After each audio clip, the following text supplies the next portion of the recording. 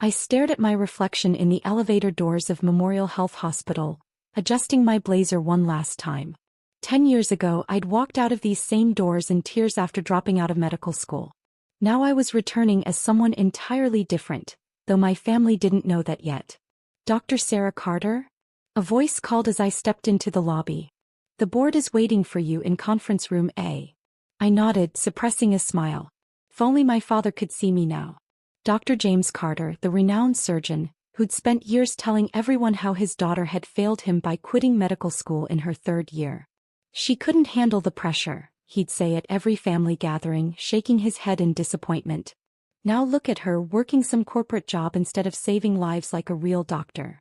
What he didn't know was that while he was busy criticizing my choices, I'd been building something bigger than he could imagine. Today's meeting would finalize my private equity firm's acquisition of Memorial Health, the very hospital where he'd built his reputation. The conference room doors opened to reveal the hospital's entire board of directors. "Dr. Carter," Chairman Wilson stood to greet me. "Everything is ready for signing." As I took my seat, my phone buzzed. A text from Mom. "Don't forget Thanksgiving dinner tonight. Your father expects everyone there by 6. I smiled, thinking about the timing. In exactly 8 hours, I would be sitting at my parents' dining table, listening to the usual litany of disappointments. But this time would be different. "Before we proceed," I addressed the board, "I want to confirm one detail.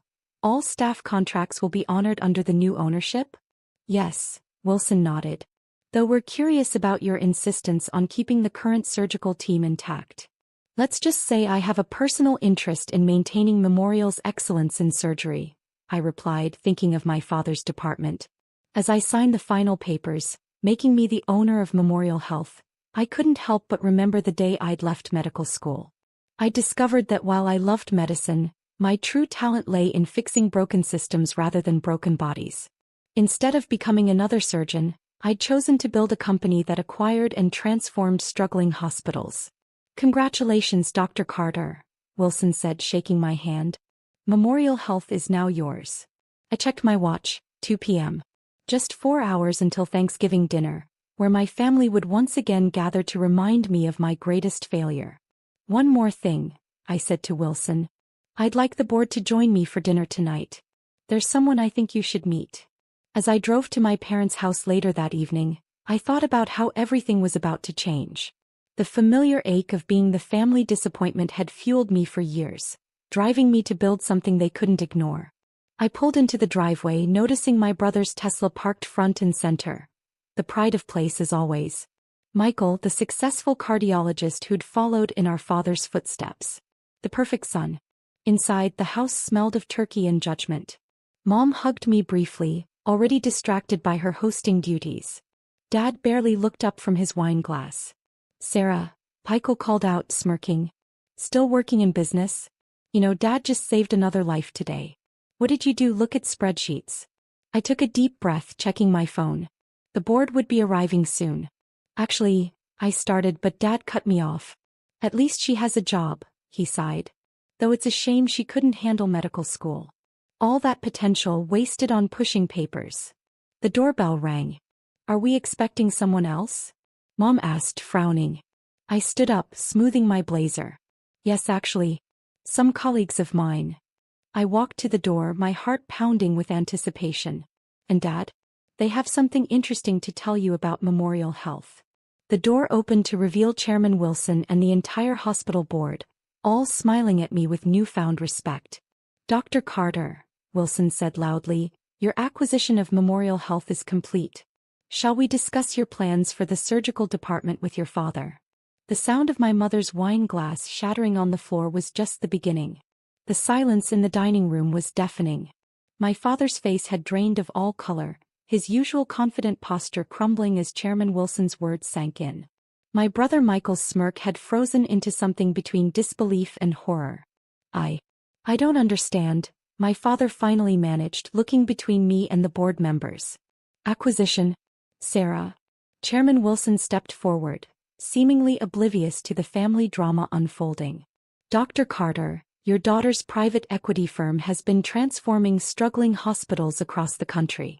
Memorial Health is her 10th acquisition this year.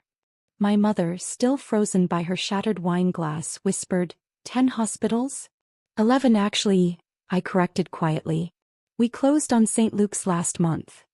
Michael stood up abruptly, his chair scraping against the hardwood floor. This is ridiculous. Sarah couldn't even finish medical school. How could she possibly own the hospital where you and Dad work? I finished for him, finally allowing myself a small smile. Would you like to see the paperwork? Dad's hands were trembling slightly as he set down his wine glass. Why wasn't I informed about this sale? I'm the head of surgery. The board was under strict confidentiality, Chairman Wilson explained. Dr. Carter, Sarah, insisted on keeping the acquisition quiet until everything was finalized. I moved to help Mom clean up the broken glass, but she waved me away, still staring at me like she was seeing a stranger. In a way she was. They'd all been so busy mourning the doctor I didn't become, they'd never bothered to see who I actually was. Your daughter's company has an impressive track record, one of the board members added. The hospitals she's acquired have shown remarkable improvements in both patient care and financial stability. My father's face darkened. So this is your revenge? Buying the hospital to what? Fire me.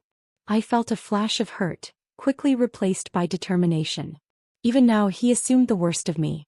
Actually, Dad, if you'd let me finish earlier, I was going to tell you that we're expanding the surgical department. Double the operating rooms, new equipment, increased staff. We've seen her proposals, Chairman Wilson nodded. The changes will make Memorial Health one of the top surgical centers in the country. Michael sank back into his chair, looking stunned. But you're not even a real doctor. No, I agreed, meeting his eyes steadily. I'm not. I'm someone who looks at broken systems and fixes them. Someone who sees potential where others see failure. I turned to my father, who hadn't moved from his spot at the head of the table. You always said I couldn't handle the pressure of medicine. But while you were telling everyone about my failure, I was building something bigger than any single surgeon could achieve. The turkey was getting cold, the carefully set table forgotten as my family struggled to process the shift in power. Mom had finally cleaned up the broken glass but remained standing, as if sitting might make this reality too real. How? She asked softly. How did you do all this without us knowing? I thought about all the family dinners I'd sat through, biting my tongue as they dismissed my corporate job. The holidays where I'd listened to stories about Michael's surgical victories while they ignored my growing success. It was easier than you'd think, I replied. None of you ever asked about my work. You were too busy focusing on what I wasn't to see what I had become. Chairman Wilson cleared his throat. Perhaps we should discuss the new surgical wing over dinner? Dr. Carter, James, your experience will be invaluable as we implement these changes. My father looked up at me, and for the first time in 10 years I saw something new in his eyes. Uncertainty. The power dynamic had shifted irrevocably and he knew it. Sarah, he started, then stopped, seemingly at a loss for words.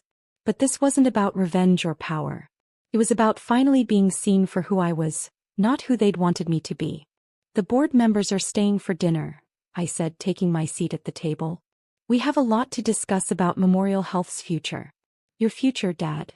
As everyone awkwardly found their places around the dining table, I caught my reflection in the window. I saw what they were all finally seeing. Not a failed medical student, but a woman who had built an empire her own way. The real question was, were they ready to accept this new reality? The dinner that followed was unlike any other in our family's history. The perfectly roasted turkey sat largely untouched as Chairman Wilson detailed my plans for Memorial Health. With each revelation, I watched my family's perceptions crumble and rebuild. The new pediatric wing will open next spring, I explained, meeting my father's gaze. We're bringing in cutting-edge technology that most hospitals can only dream about. The funding for that would be... Michael started, his voice trailing off. $50 million, I finished. Just for the initial phase. Mom's hand trembled as she reached for her water glass. She'd switched from wine after dropping the first one. But Sarah, how? Where did you get that kind of money? I took a slow breath, remembering the long journey that had led to this moment. Remember that small healthcare consulting firm I started after leaving medical school? The one you called my little business venture? Dad shifted uncomfortably in his seat, no doubt remembering his dismissive comments. That little venture, grew into Carter Healthcare Solutions. We specialize in turning around struggling hospitals, making them both profitable and better for patient care. I paused, letting that sink in. Last year's revenue was just over $800 million. Michael choked on his water. Chairman Wilson smiled knowingly. He'd seen the numbers during the acquisition process. All those times you were too busy to attend family functions, Mom said slowly. You weren't just avoiding us, were you? No, I replied softly. I was building something.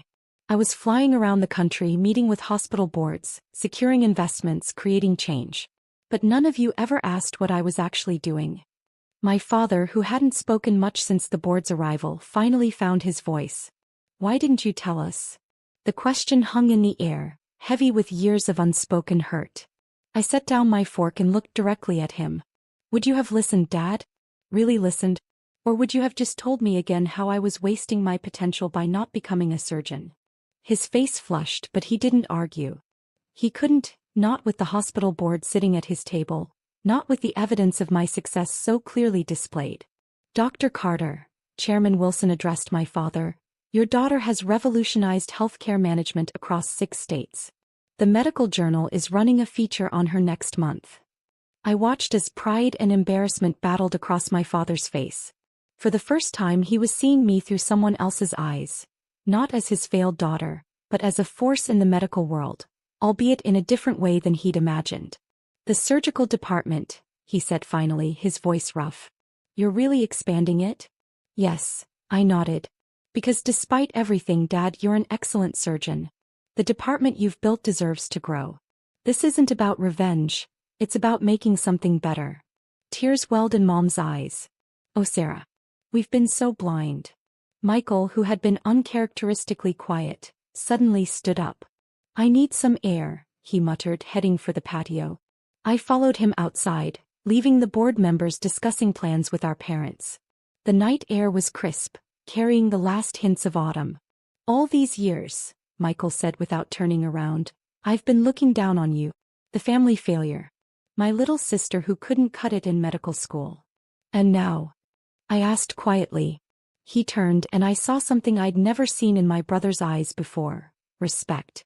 Now I work for you, he said with a short laugh. How's that for irony? No, I corrected him. You work with me. That's the difference, Michael. I didn't do this to lord power over anyone. I did it because I saw a way to help more people than I ever could have as just one doctor. Back inside, I could hear the board members preparing to leave. As we walked back in, Dad stood up from his chair. Sarah, he said, his voice different somehow. Would you show me those plans for the new surgical wing? I smiled, reaching for my briefcase. Actually, Dad, I'd like your input on them. You know better than anyone what the department needs. As we spread the blueprints across the cleared dinner table, I felt the shift in the room. The old dynamics were gone, replaced by something new, something healthier.